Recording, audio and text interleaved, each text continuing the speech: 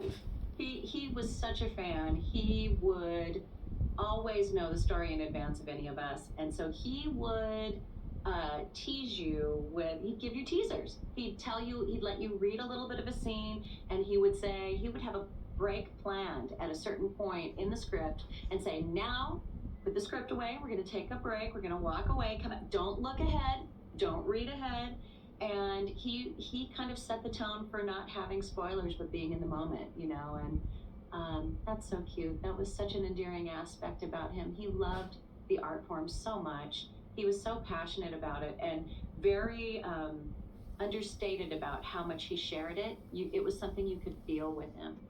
And he just adored the series and our art form and all things kawaii so much. He just adored it. It was so sweet. He was just so sweet and kind-hearted and you know, kind of shy.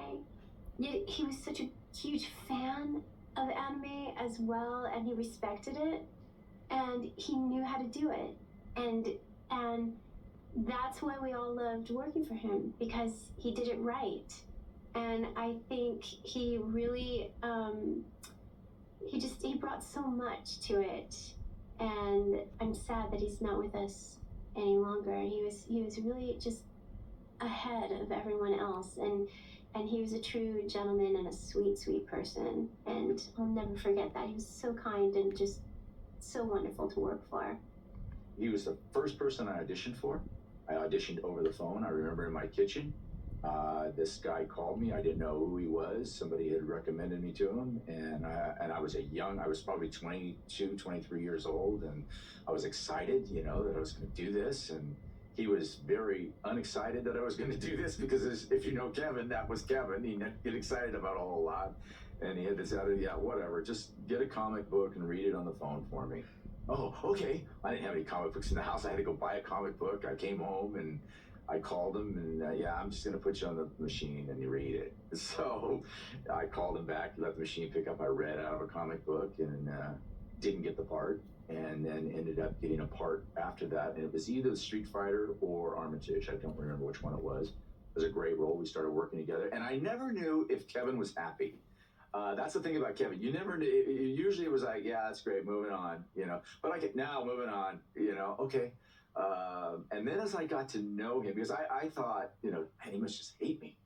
And as I got to know him, I realized that's just Kevin. And I would have, maybe 2-3 years later, I would tell actors, I'd see him in the green room, you know, when they were ready to come in, I was coming out, I said, listen, trust me, he doesn't hate you. It's just him. He's really great. He's a great guy. Just go with it.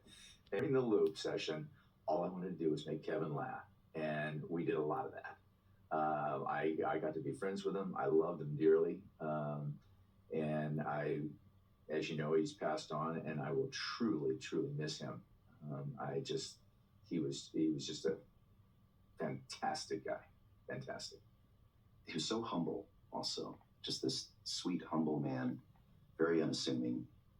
And he would direct, and he would direct in a style that was very quiet and very kind, and at the same time, masterfully executed, where he would be teaching while he was directing without even knowing it. And it was so much fun to bring him music from Bebop and just say, listen to this, you will love this. And I would make him, we'd make, you know, playlists for each other and share each other's music, you know, and because he had a memory like no one else, and he could find songs and music, and just like, where the hell did you find this stuff? And he's like, here, I made you a CD, you know. And, he was amazing. He would play little bits of music. He had one of the greatest music catalogs anybody I've ever known. He's this insane audiophile. And if things were going a little slow in the studio, he would find the right piece of music and he would just play it between takes to inspire us. He would do little things like that were, I didn't realize what was happening at the time until many years later, when I had grown up as an actor, and I started going, oh, that's why you did that there. And he would just have this sort of evil little smirk, and he'd kind of go back into his hole. And Kevin was a very shy guy, hardly ever used his real name when he was directing or acting. He was Pierre LeFou in Bebop, one of my favorite characters in the entire series.